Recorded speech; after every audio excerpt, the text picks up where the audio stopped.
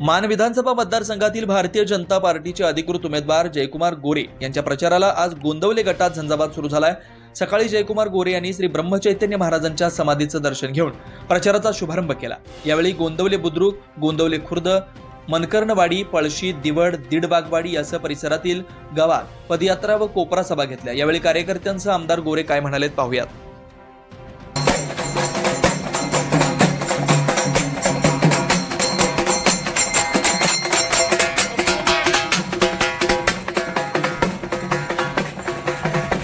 प्रचारार्थ एक छोटीशी आपली कोपरा सभा म्हणूया आयोजित झालेली आहे आणि अचानक मध्ये झाल्यानंतर एवढा उत्स्फूर्त प्रतिसाद आहे याचा मला म्हणजे ग्रामस्थाच्या वतीनं म्हणजे आनंद आहे। एवढी उत्स्फूर्तपणे आपण न सांगता लोक जमा झालेले आहेत याच्यावरूनच कळतंय की गावातून भावना किती मतदानाचं लीड, तर मतदानाचं लीड आम्ही भावना शब्द दिलेला आहे, ते लीड आपल्याला पार करायचं आहे। तरी सगळ्यांनी म्हणजे सगळ्या गावाच्या वतीनं मी बोलतोय, सगळ्यांनी त्याच्यासाठी झटायचं आहे। 20 तारखेपर्यंत सगळ्यांनी रात्रीचा दिवस करायचा आहे आणि भावना गोंदवल्यातून प्रचंड बहुमताने लीड द्यायचा आहे। एवढंच मी बोलतो आणि थांबतो। 2024 आपल्या गावच्या कायम भावना लीड देणं आपल्या गावचं रेकॉर्ड आहे। आपल्या गावचं रेकॉर्ड कायम ठेवायचं आहे। मागचं रेकॉर्ड तोडायचं आपण सर्वांनी मिळून एक संकल्प करतोय की मागचे सर्व रेकॉर्ड तोडून भावना लीड देणार आहे आपण यावेळेस। अति उत्साहानं आपण सगळ्यांनी आपल्या घरातल्या कुटुंब, आपल्या आसपासचे सगळ्यांना मतदाना दिवशी अगदी ताकदीने घेऊन जायचे, मतदान काळजीने घडवून घ्यायचे। ही आपल्या सर्वांची जबाबदारी आहे की कोणताही आळस न करता आपल्या आसपासच्या परिसरातील लोकांना मतदान न्यायचं आहे, त्याच्या सगळ्या सोयी करून ते मतदानाला घरी पोच करायची ही सर्वांची आपली जबाबदारी आहे। एवढं बोलून देऊ शकतो। या कोपरा सभेसाठी आपण जमलो आहे। रात्री आम्हाला 8 वाजता समजलं की भाऊ आज आपल्या पोहोचले, सकाळी 8 वाजता आला। तिथून पुढे हे सगळं नियोजन केलं भाऊ। तरी आम्ही फक्त नुसते फोन केले, तरी त्या फोनवर ते सगळे लोक गोळा झाले। त्यामुळं जे सर्व इथं ग्रामस्थ सर्व कार्यकर्ते जमलेत त्यांचं मी आमच्या सर्व टीमतर्फे प्रथम आभार मानतो। आणि इथून पुढे सगळ्यांनी मिळून, एका दोघांचं काम नाही, हे सगळेच मिळून काम आहे, सगळ्यांनी मिळून हे काम करायचं आहे आणि आपल्या भावना प्रचंड बहुमताने विजय करायचा आहे। विजय तर आहे, तो विषय नाही, सरांनी सांगितलं आता फक्त आपण पाठीमागचा विक्रम मोडून पुढे जायचं आहे, हे सगळ्यांनी लक्षात ठेवून सगळ्यांनी कामाला लागायचं आहे। एवढं बोलून मी 2 शब्द थांबवतो। जय हिंद, जय भारत। जयकुमार भाऊ हे आता 4थ्यांदा उभे आहेत। त्या निमित्तानं आपण सर्व कार्यकर्ते, मी आता भाऊ 2-3 दिवस म्हणजे बनवाडा, कवट वस्ती, पुन्हा जळके वस्ती, कचरेवाडी, काय नाथ वार्ड, काय श्रीराम वार्ड, असं ह्या वार्डातले प्रत्येक घर टू घर फिरलेलो आहे। त्या निमित्तानं मला गावाचा, माणसाचा संपूर्ण अंदाज आहे। कार्यकर्ते जे गावातले आहेत सगळीचे सगळी बरोबर आहेत। त्या निमित्तानं मला आत्मविश्वास आहे की आता पतूर लीड काय 1000, 1500, 1500 असं झालं होतं, पण आता त्याच्यापासून लीड मोठं होणार आहे। त्या निमित्तानं सर्व कार्यकर्त्यांनी जागृत राहून भावना सगळ्यांनी प्रचंड बहुमताने आपण सगळ्यांनी विजय करायचा आहे। आणि भाऊची खून आहे कमळ, आणि कमळ चित्रावर सर्वांनी सांगायचं आहे की कमळ चित्रात 2 नंबर बटन दाबायचं आहे। आणि भाऊने आता चौकार मारलेला आहे बरं का, चौकार मारलेला आहे, षटकार सुद्धा मारणार आहेत। तोपर्यंत षटकार पत्र आम्ही त्यांच्या बरोबर आहे। आणि माणसं काय तिथवर काय राहतोय का घोटाळा होतोय त्याचं काय सांगता येत नाही, म्हणून षटकार मारण्यापतूर आम्ही भाऊंच्या बरोबर आहे। आता पतूर एकत्र होता बरं का, त्या भाऊंच्या बरोबर सर्व मंडळी बरोबर होता आणि अजून बी मोठ्या संख्येनं उभं राहायचं आहे आपण सर्वांनी। लोकप्रिय आमदार जयकुमार गोरे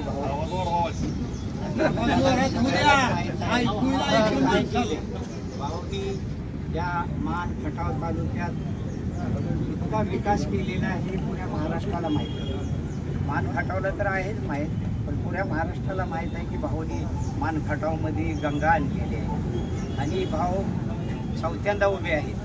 तरी सर्व गावकरी मंडळी, सर्व जाती धर्मातल्या लोकांनी भावना प्रचंड बहुमताने निवडून द्यायचा आहे। आम्ही भाऊ आमच्या वार्डात म्हणजे असं बोलत नाही मी की हे गाव सोडून आमच्या वार्डात तुम्हाला 70% मतदान आहे. आपलं इलेक्शन आलेलं आहे, सर्वांना माहिती आहे, सांगायची काही गरज नाही. या ठिकाणी भाऊनी जे आपल्यासाठी मान खटावसाठी काय काम केलेलं आहे हे सर्वांनाच माहीत आहे. तालुक्याला मानलान खटावलाही माहीत आहे.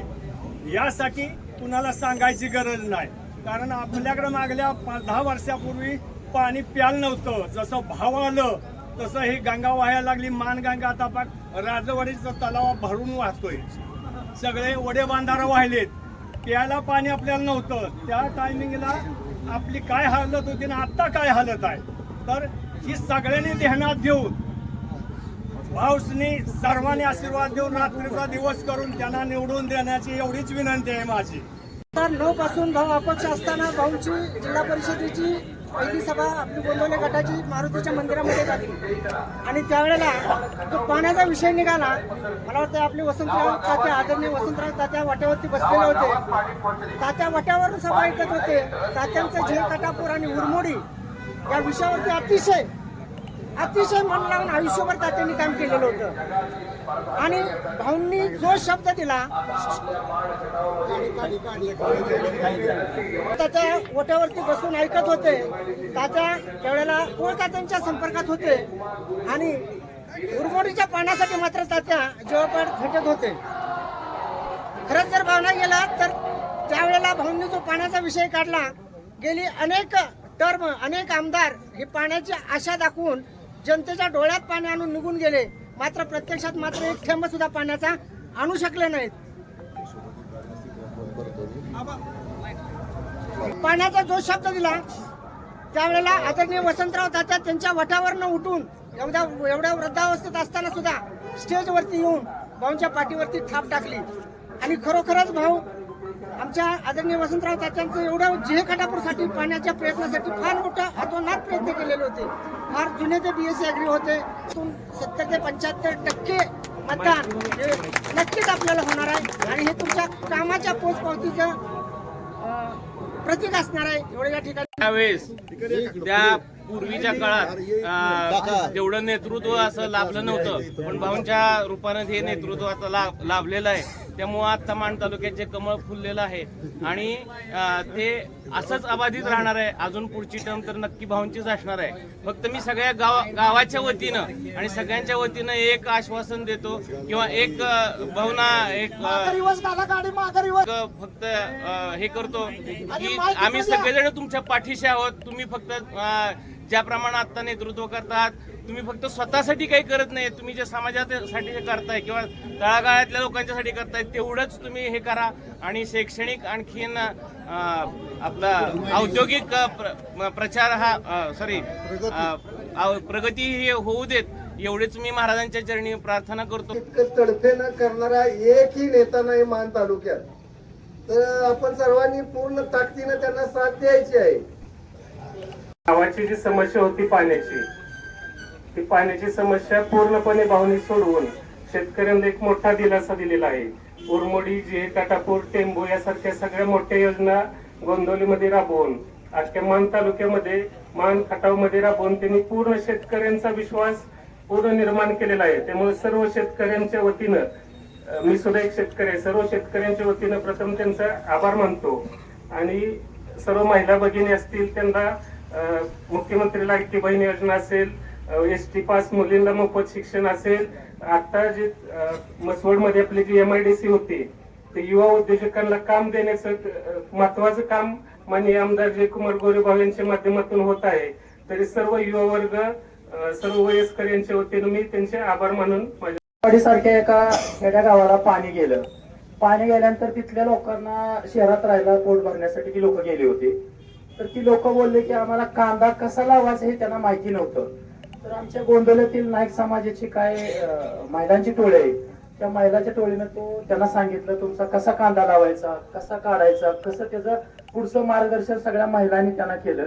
इतके खुश लोक झालेत की म्हणजे आम्हाला कांदा माळात पाणीच नव्हतं, पण कांदा आमच्या माळात आज उभा राहिला फक्त भाऊंच्या कृपेनं. एवढंच मला एक उदाहरण सांगायचं होतं. तर गटेवाडी सारख्या गावात, एवढ्या खेड्या गावात जलक्रांती फक्त पाण्याची भाऊंच्या मुळे झालेली आहे. मला एवढं सांगायचं. गोंदवले गावाच्या गावभेटीच्या निमित्तानं आपल्या सगळ्यांशी बोलावं, आपल्या सगळ्यांना भेटावं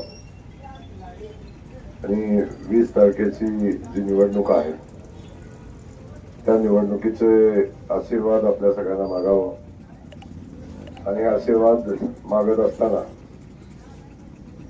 माझ्या वतीनं ग्रामस्थ बांधवांच्याकडून आपण आशीर्वाद माझ्यासाठी घेऊन यावेत अशा पद्धतीची विनंती करण्यासाठी आज या ठिकाणी मी आपण सगळेजण जमलो.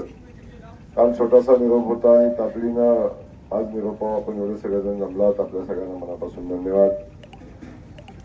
माझ्या घशाचा कार्यक्रम झालेला आहे त्यामुळे मी काय फार बोलणार नाही, कारण उद्या किंवा परवा 2 दिवसात गोंदवले गावामध्ये आपण पंचायत समिती गणाची सभा ठेवतोय. त्यावेळी मी सविस्तर आपल्या सगळ्यांशी बोलेन. आता आज इथं आपल्याला भेटायचं आणि सांगायचं म्हणजे त्या सभेची तयारी आपण चालू करावी. बाकीच्या सगळ्या गोष्टी मी सभेतच बोलेन. आज इथं बोललो तर उद्या तिकडे बोलायचा काय पुन्हा हे विषय येणार नाही. तर माझी तुम्हा सगळ्यांना विनंती एकच आहे, तालुक्यातलं वातावरण, पाण्याचं काम, पाणी काम तर आपण केलंच आहे, जे कोणी करू शकत नव्हतं आणि आपल्या सगळ्यांना मलाही ते स्वप्नवत वाटतं.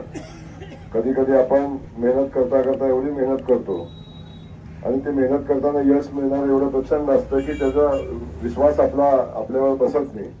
अशीच माझी परिस्थिती आज आहे. सगळ्यांना वाटतं मी 15 वर्ष आमदार आहे, पण मला अजून कळत नाही 15 वर्षाचा कालखंड माझा गेला कसा. कधी सुख आणि शांती हा विषयच कधी 15 वर्षात नव्हता. त्यामुळे कधी वेळ निघून गेली, कधी परिस्थिती निघून गेली, कधी टर्म संपते काही समजत नाही. आणि 15 वर्ष अखंड मेहनत केली, अखंड कष्ट केलं, घर दार मुलं बाळ काही विषय नव्हता. आजही आपण बघता वडील दवाखान्यात आहेत. मला काल म्हणजे मला जाता येत नाही, काल धावपळ करून अर्धा दिवस काढला, मागच्या 2 दिवसापूर्वी अर्धा दिवस काढला. पण जे शक्य आहे ते आपण आपल्या कुटुंबासाठी देत असताना त्यांना आपण खूप काही देऊ शकलो नाही. परंतु माझं कुटुंब एक हटावमान मानून मी जे काम केलंय, आज माझ्या प्रयत्नानं तुमच्या सगळ्याच्या आशीर्वादानं कुटुंब घडले, कुटुंब सुखी झाली, समाधानी झाले आणि त्यांचं कौटुंबिक जीवन सुखाचं झालंय. याच्यापेक्षा वेगळा कुठला आनंद असू शकत नाही. तो आनंद माझ्याजवळ आहे. त्यामुळे माझ्या एवढा सुखी माणूस किंवा आनंदी माणूस त्या दुसरा कोणी असू शकत नाही. ठीक आहे, काही गोष्टी असतात आयुष्यात, सगळ्याच गोष्टी सगळ्याला मिळत नाहीत. तसं माझ्या आयुष्यामध्ये काही गोष्टी आहेत की त्या सगळ्या माझ्या वाट्याला नाही, पण माझ्यामुळं माझ्या जनतेच्या, माझ्या कार्यकर्त्यांच्या, माझ्या सहकाऱ्यांच्या, मानखटावच्या मातीतल्या लोकांच्या वाट्याला ते येते, याचा आनंद मला मनापासूनच आहे. आज आपल्या सगळ्यांना इथं बघत असताना माझी एवढीच विनंती आहे, या गोंदवलेच्या पुण्यभूमीनं माझ्यावर खूप प्रेम केलंय. प्रत्येक संकटात हे गाव माझ्या सोबत उभं राहिले. आपण सगळे कार्यकर्ते माझ्यासोबत उभे राहिलाय. माझ्या सगळ्या प्रसंगातनं मार्ग काढून या गोंदवलेकर महाराजांनी दिलेला आहे. त्यामुळे कितीही संकट आली, कसलाही प्रसंग आला, कसलीही वेळ आली तर त्यातून मार्ग निघत गेला आणि पहिल्यापेक्षा आणखीन वेगानं आपण पुढे जात राहिलो. अगदीच काय कोरोनानंतरचं आलेलं संकट, त्याच्यानंतर आता आलेली अशी अनेक संकट आहे. कोरोनाच्या संकटाचं माझ्यावर संकट, कोरोनाचं संकट मी घालवायला प्रयत्न करत होतो, पण ते संकट कोरोना गेल्यावर कोरोनाचं संकट माझ्यावर आलं होतं. अशा अनेक गोष्टी आयुष्यामध्ये आहेत की ज्या आपण चांगल्यासाठी केल्या तरी आपल्या वाट्याला कधी कधी दुःख येतं. पण हे सगळे प्रसंग आपण बघता पण कधी थांबलो नाही, कधी कुणावर ब्लेम करत बसलो नाही, कुणाला तक्रार करत बसलो नाही, कारण कुणावर करायचं. पण हे सगळं करत असताना आज जी परिस्थिती निर्माण झालेली आहे तालुक्यामध्ये, माणमध्ये, खटावमध्ये, ती प्रचंड वेगळी अशी परिस्थिती आहे. कितीही निवडणूक कुठल्या वळणावर न्यायचा प्रयत्न केला तर निवडणूक जात नाही आहे. निवडणूक एवढंच सांगते की जयकुमार गोरेंना आम्हाला मत द्यायचंय.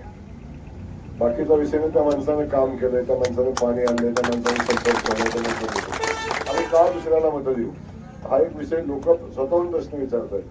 मला सांगायला आनंद होतो की माझी टीम गावोगावी काम करते, म्हणजे गावोगावी माझी टीम काम करते. म्हणजे एक अनडिसेंट असं नव्हे, माझे एक पॅरलल यंत्रणा पण काम करत असते.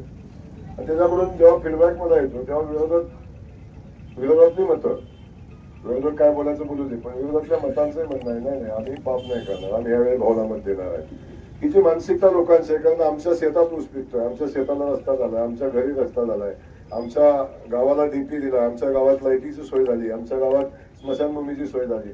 माणूस तडफेनं सांगतो. सामान्य माणूस आहे, जो माझा कधी मतदार नव्हता तोही माणूस बोलतोय. मग हे ऐकत असताना मलाही मनापासून आनंद होतो. पण मला आपल्याला विनंती करायची आहे, कायम निवडणूक संघर्षाची झाली. पहिली निवडणूक 41, दुसरी निवडणूक 24,000, तिसरी निवडणूक पुन्हा 31,000. आता ही जी निवडणूक आहे, ही निवडणूक किमान माझ्या आयुष्यातली मला समाधान देणारी असावी, अशी माझी मनापासूनची भावना आहे. जे मी केलंय, जे मी इथं केलंय ते जर मी कुठेही केलं असतं तर 1 लाख मतांनी निवडून आलो असतो. तर माझ्या माणसांच्याकडून एवढीच भावना, एवढीच विनंती आहे, एवढंच माझं म्हणणं आहे की आता मला माझ्या कामाला न्याय द्या. मला म्हणजे हे सगळं बोलत असताना आपल्या सगळ्यांनी एवढंच सांगायचं की आता आपण सगळ्यांची आपली जबाबदारी आहे. निवडणुकीच्या पद्धतीने होत असते, पण कार्यकर्त्यांनी जमिनीवर जाऊन निवडणूक केली पाहिजे. बऱ्याच लोकांचं मी ऐकतोय की त्यांचं म्हणणं आहे भाऊला निवडणूक फार सोपी आहे, आता काय अडचण नाही, भाऊ 50,000 नेतोय, भाऊ 60,000 नेतोय, कोण काय म्हणते कोण काय म्हणते. माझी विनंती आहे सगळ्यांना, कुठलंही युद्ध, कुठलीही निवडणूक, युद्ध शेवटचा योद्धा संपल्याशिवाय जिंकता येत नाही. आणि निवडणुकीतली 5 वाजेपर्यंत मेहनत केल्याशिवाय जिंकता येत नाही. तेव्हा असं अनेकदा होतं की काही लोक एवढी ओव्हर कॉन्फिडन्स मध्ये राहिली की मुख्यमंत्री व्हावं म्हणून फिल्डिंग लावायला दिल्लीत होते, इथं निकाला दिवशी ते पडले असेल. समजून घ्या, असे अनेक नेते आहेत की मुख्यमंत्री पदाची फिल्डिंग लावायला, कारण निकाल लागला की 2 दिवसात मुख्यमंत्री पद जाहीर होतं, तेव्हा ते फिल्डिंग लावायला दिल्लीत होते, इथं निकाल लागला आणि स्वतःचा पराभव झाला. असे अनेक विषय आहेत. त्यामुळं माझी आपल्याला विनंती आहे, गाफील राहू नका. खूप चांगलं वातावरण आहे म्हणू नका. निवडणुकीचं 5 वाजल्यानं 6 वाजेपर्यंत मतदान आहे. 6 वाजल्यानंतर सांगा की खूप चांगलं वातावरण होतं, आपण किती पुढे जाऊ हे सांगू. आता लोकांना उगाच तुम्ही मोठ्या लीडचा बातम्या मारला तर कार्यकर्ता लूज होतो. आपण आपली भूमिका एवढंच सांगितलं पाहिजे की आपल्याला काम करायचंय. लीड कमी अधिकचा विषय नाही, काम करायच्या भावनेत सांगायला आपल्याकडे सगळंच आहे, समोर काहीच नाही आहे. आज बघा गावात सगळ्यात मोठा बोर्ड त्यांचा दिसतोय. 1 महिना माझ्या गावात बोर्ड होता, विकास कामाचा बोर्ड होता. त्यावेळी काय पुढे बोर्ड लावता आला नाही. त्यावेळी आला का महिनाभर कुणाला बोर्ड लावता नाही लावू शकलो, कुणी नाही लावू शकलो. आज आपण बघताय आता सगळ्यात मोठा बोर्ड लगेच. यांना कामाचं देणं घेणं नाही, विकासाचं घेणं. स्पर्धा मायाशी मी पहिल्या दिवसापासून सांगितलं, का स्पर्धा मायाशी बाकी काय करता, स्पर्धा माझ्या विकासाशी करा, स्पर्धा माझ्या कामाशी करा, पण त्याच्याशी कधी स्पर्धा होत नाही. स्पर्धा माझ्या जातीशी, स्पर्धा माझ्या बाकीच्या व्यक्तिगत गोष्टीशी माझी स्पर्धा करतात, त्याशी करू शकत नाही. पण मी त्या दिवशी सांगितलं, आजही सांगतो सरपंच साहेब किंवा आमचा पिंटू दादा इथं आहे, आमचा नाना आहे, किंवा पहिल्यापासून जीवन दादा आमचा आहे, अण्णा आहेत, पेक्षा अनेक कार्यकर्ते सर बोलतायत मगाशी. असं कधी वाटलंच नाही की माझी जात कुठली आहे काय आहे, कारण ह्या लोकांनी एवढं प्रेम दिलंय की मला लढायची गरजच लागली नाही. ही माणसं माझ्यासाठी छातीची ठाण करून रडली. काल वर्ल्डचं उदाहरण सांगेन की एक मिटिंग होती, मिटिंग मध्ये काय घटना घडल्या, माझी गरज भासलीच नाही, गावात कार्यक्रम करून मिटिंग घेऊन टाकली. म्हणजे हा एक विषय आहे की एवढी परिस्थिती ही आहे की माझ्यासाठी लढणारे मावळे मी तयार करू शकलो, किंवा ते माझ्यासाठी माझी लढाई लढतात, याच्यापेक्षा मोठं काहीच नाही आहे. त्यामुळे मला याचा मनापासूनचा आनंद आहे. मी त्या गोष्टी जाणार नाही, पण आपल्याला माझी पुन्हा विनंती आहे की आपण बूथवर जावा, घरात जावा, आपलं काम सांगा. आपल्याला वेगळं काही सांगायची आवश्यकता नाही, आपलं काम सांगा. गावाच्या 4ही बाजूनं पाणी आलंय, गावाच्या 4ही बाजूने विकास होतोय, रस्त्याचा असेल, डीपीचा असेल, पुलाचा असेल, बंधाऱ्याचा असेल, आणि मेन सगळ्यात महत्वाचं जीवन मरणाचं पाण्याचं काम असेल. एवढं झाल्यावर सांगायला आपल्याकडे एवढं मटेरियल आहे. ही निवडणूक त्याला विकासाच्या पासून बाजूला न्यायची, लक्षात घ्या. शेवटच्या टप्प्यात तो टोकाचा प्रयत्न करणार आहे की एखादा काहीतरी इन्सिडेन्स घडवायचा, काहीतरी म्हणायचं, कुठं मग जातीपातीवर नेता येते का बघायचं, हा त्यांचा प्लॅन आहे. ते करणारच आहे ते, कारण त्यांना दुसरा बोलायला मुद्दा नाही. विकासाच्या पलीकडं विकासावर ही निवडणूक लढूच शकत नाही, याला पूर्ण कल्पना आहे. म्हणून त्यांना वेगळा मुद्दा तयार करून ही निवडणूक वेगळ्या मुद्द्यावर न्यायची आहे. पण आपण त्याला बळी पडायचं नाही. आपण विकासाच्या बाहेर जायचं नाही, आपण कामाच्या बाहेर जायचं नाही. आपलं मेरिट विकास काम आहे, आपलं मेरिट पाणी आहे, आपलं मेरिट विजन आहे. आपल्याकडे विजन आहे की आपण पुढे काय करणार, का आमदार व्हायचंय, हे सगळं विजन आपल्याकडे आहे. म्हणून माझी विनंती आहे, ही भूमिका घेऊनच आपल्याला काम करायचंय. आपण जी रचना आपण केली, मी आपली त्याची चर्चा केली असेल, तो सार्वजनिक विषय नाही, पण आपण त्या रचनेतनं जबाबदारीने काम करायचं आहे आणि ती रचना जर आपण प्रॉपर जमिनीवर राबवली तर मला खात्री आहे की कोणी आपलं काही करू शकत नाही. आणि मला गोंधळाने एवढं दिलं, मी सांगेन एवढ्या वाईट प्रसंगात मागची निवडणूक होती, सगळे सोडून गेले काय असं वाटलं मला. आता माझं कसं होणार, पण पिंटू दादा आपण सगळ्या कार्यकर्त्यांनी माझ्या सहकार्याने किल्ला लढवला आणि लीड दिलं ना. तरी पण असं वाटत होतं तुम्हाला की आम्ही 1000 मतांमागं पडतोय, आता 700-800 मतांमागं पडतोय. नाही घडलं तसं. शेवटी गाव माझ्यावर प्रेम करतं, माणसं जनता माझ्यावर प्रेम करते आणि जनता पाण्याशी इमानदार आहे, कामाशी इमानदार आहे. त्यामुळे माझी खात्री आहे आता जे गोंधळात होईल ते ना बोलतो ना भविष्यात येईल, ही परिस्थिती मला. आणि गोंधळात नाही सांगत आहे, गोंधळात नाही सांगत आहे मी तुम्हाला. या तालुक्यातलं जे या निवडणुकीचं निकाल असेल ना, तो ना कधी महाराष्ट्राची स्थापना झाल्यापासून असा निकाल कधी बघितलाय, ना कधी भविष्यात असा पण निकाल बघेल. असा निकाल तुम्हाला येणाऱ्या निवडणुकीत दिसेल. ओव्हर कॉन्फिडन्स मध्ये बोलत नाही, पण माझं काम बोलतोय. त्यामुळे मी आपल्याला एवढंच सांगतो, आपल्या सगळ्यांना एवढी माझी विनंती आहे की आपण जमिनीवर जाऊन काम करा. रस्त्यावरची लढाई नाही, चौकातली लढाई नाही. चौकातली लढाई वेगळी असते. निवडणूक ही घराघरात जाऊन लढायची असते, लोकांच्या बसेत जाऊन लढायची असते, लोकांच्या विचारासोबत राहून आपल्याला लढायची असते. ती लढाई आपण करावी एवढी विनंती आपल्या सगळ्यांना करतो. आज जास्त बोलणार नाही एवढ्यासाठी की उद्या किंवा परवा किंवा तेरवा मी आज दुपारी सभांचं ठिकाणं फायनल करतोय आणि सभाची तारखाही फायनल करतोय. त्यामुळं आपल्याला इथं गोंधवले गावासाठी नाही, आपण या पंचायत समिती गणासाठी आपण एक सभा इथं आयोजित करतोय आणि त्या सभेमध्ये आपली भूमिका आपण सविस्तर मांडू. गावकऱ्यांच्या जवळ जाईल आणि आपल्या सगळ्यांच्या जवळ त्याविषयी मी सविस्तर बोलेन.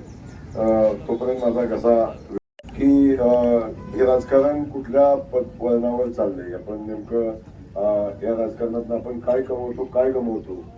तेव्हा आपल्यासारख्या माझ्या सहकार्यांना बघितल्यावर पुन्हा आनंद होतो की मी ही माणसं कमवलीत, ही लोक मी आज कमवलीत की जी ते फर्स्ट माझ्यासोबत आहेत, आजही माझ्यासोबत आहेत. आणि तुम्हाला सगळ्यांना सांगायला काय वाटतं की पहिली टर्म झाली की काही माणसं सोडायला चालू करतात, दुसरी टर्म झाली की बरेचशीच माणसं चालू करतात, तिसरी टर्म झाल्यावर माणसाचा पाक अगदी असं वाटतं की आता माणसावर अँटी इन्कम्बन्सी आलेली आहे, नकारात्मकता आलेली आहे. आता माणसं वेगळा विचार करायला लागलेली आहेत. मी किती नशिबाने आहे बघा की माझी पहिली टर्म झाली वाढली, दुसरी टर्म झाली वाढली, तिसऱ्या टर्मला माणसं पुन्हा यायला लागली.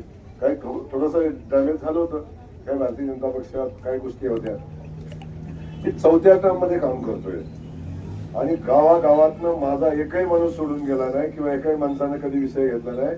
पण गावागावात माझ्याकडे माणसाचा येण्याचा ओघ एवढा आहे की काही ठिकाणी मला कंट्रोल करायला लागतंय की आपली जुनी माणसं डॅमेज होऊ नये, जुनी पार्टीला नुकसान होऊ नये. पण काही ठिकाणी मला थांबा म्हणायला लागतंय, थोडे दिवस आपण करू पण आत्म करा असं मला म्हणायला लागतंय. आता शेवटी एक लक्षात घ्या, शेवटी माझी प्रॉपर्टी जी आहे ही जनता आहे, लोक आहे.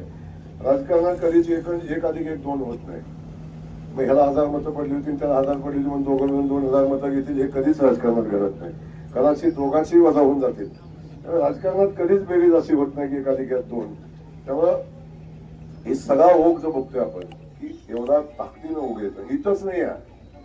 तुमच्या सगळ्यांचा जो समज आहे की खटाव तालुक्यात काहीतरी घडल, खटाव तालुक्यात आम्ही 70% मतं घेऊन असं.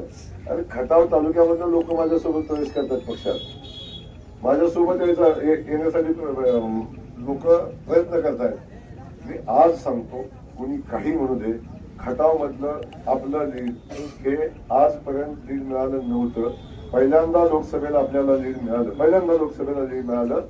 कुणी नसताना आपण आपल्या ताकदीवर हे लीड घेतले. याही वेळी खटाव तालुक्यातलं लीड हे आपलं उच्चांकी लीड असेल. आणि मान तालुक्याचं एकही मत, प्रत्येक वेळी आपलं मान तालुक्याचं मत वजा होत शेवटच्या फेरीपर्यंत आपण गेलेलो आहे. यावेळी मान तालुक्याचं एकही मत वजा होणार नाही अशी 200% खात्री मी आपल्याला देतो. याच्यात कोणी काय म्हणू दे, पण मी सांगतो राजकारणाच्या गणितात मी सहजासहजी चुकत नाही, आताही चुकणार नाही. त्यामुळं ही लढाई महाराष्ट्राच्या विधानसभेतल्या 288 आमदारातल्या पहिल्या 10 आमदाराची लढाई आहे. त्यामुळे तुम्ही काय म्हणायचं ते म्हणू दे, एवढंच सांगतो. पुन्हा एकदा आपल्याला धन्यवाद देतो. मी तारीख कळवतो. फक्त तारखे दिवशी माझी विनंती आहे, सगळ्या लाडक्या बहिणी आल्या पाहिजेत, गरजेचं आहे. निवडणूक बहिणींच्या हातात आहे, लक्षात ठेवा. निवडणूक आपल्याला जर कळालं कोणाच्या हातात आहे तर आपण सगळ्या गोष्टी लाडक्या बहिणी कार्यक्रमाला असल्याच पाहिजेत. आपण आपल्या जबाबदारीनं सगळ्या घरी आपण आपापल्याच घरातून सूचना देऊन आपण जर सगळ्यांना सांगितलं तर जेवढी संख्या भावांची आहे तेवढी संख्या बहिणींची असली पाहिजे. ही निवडणूक बहिणींनी हातात घेतलेली आहे. लाडक्या बहिणींनी निवडणूक महाराष्ट्राचा निकाल कुणी काही सांगू दे, तुम्ही निवडणुकीचा निकाल लागल्यावर सांगा महायुती 175 राहणार नाही. हे वास्तव आहे. कुणी काय म्हणायचं ते म्हणू दे, जे आहे ते आहे. त्यामुळं जे लोक म्हणत होती की ही स्कीम महिलांना लाच देत आहे, ही बंद केली पाहिजे, दिवाळखोरीला चाललंय, असंच चाललंय, तसंच चाललंय, महिलांना लाच देत आहेत मताला, असं म्हणणारा गडी आता म्हणतोय नाही नाही आम्ही महिलांचा सन्मान करू, आम्ही थोडस वाढवून देऊ. आता मला सांगा, म्हणजे त्यांना लक्षात आले आता बहिणीने काय निर्णय घेतलाय, त्यामुळं आता ते कधी हे झालेले आहेत, म्हणजे आता त्यांना लक्षात आले, तेव्हा आता आम्ही वाढवून देऊ म्हणतोय. आता लबाडाचं आमंत्रण जेवल्याशिवाय खरं नसतं, तसं यांचं काम आहे. आता सांगा मला, एवढा मोठा निर्णय काल भारतीय जनता पक्षाने घेतला, कारण मोदीजी आले होते परवा महाराष्ट्रामध्ये आले, त्या दिवशी आदरणीय देवेंद्रजींनी त्यांना विनंती केली की साहेब महाराष्ट्राच्या शेतकऱ्यांना दिलासा देण्याची गरज आहे. काय करायचं, तेव्हा महाराष्ट्राच्या शेतकऱ्यांची 3 लाखापर्यंतच्या कर्जमाफीचा विषय झाला आणि मोदीजींनी त्याला मान्यता दिली आणि महाराष्ट्र निवडणूक झाल्या महाराष्ट्रातल्या सगळ्या शेतकऱ्यांचं 3 लाखापर्यंतचं कर्ज माफ करण्याचा निर्णय झाला. मला सांगा, हा निर्णय राष्ट्रवादी शरदचंद्र पक्ष घेऊ शकतो? कोणी त्यांच्या मागे मोदी आहे का? इथं मोदीच घेऊ शकतात निर्णय. हा मोदीजी निर्णय घेतला, कर्नाटक भिकेल लागले, त्यामुळे कोणी किती खोट्या वल्गना केलं तर हे कोणी काही करू शकत नाही. एवढंच सांग आपल्या सगळ्यांना मनापासून धन्यवाद देतो. आपण आलात आणि एवढ्या मोठ्या संख्येने आलात, त्याला धन्यवाद देतो. माझी पुन्हा विनंती आहे, निवडणूक बूथवर लढा, निवडणूक मतदारांच्या घरी जाऊन लढा, निवडणूक रस्त्यावर लढू नका. कृपा करून पुन्हा एकदा माझी विनंती आहे, 3 वेळा मतदाराच्या घरी जायचं आहे. काही झालं तरी 3 वेळा मतदारांच्या पर्यंत पोहोचायचंच आहे. एवढीच विनंती करतो. थांबतो. जय हिंद.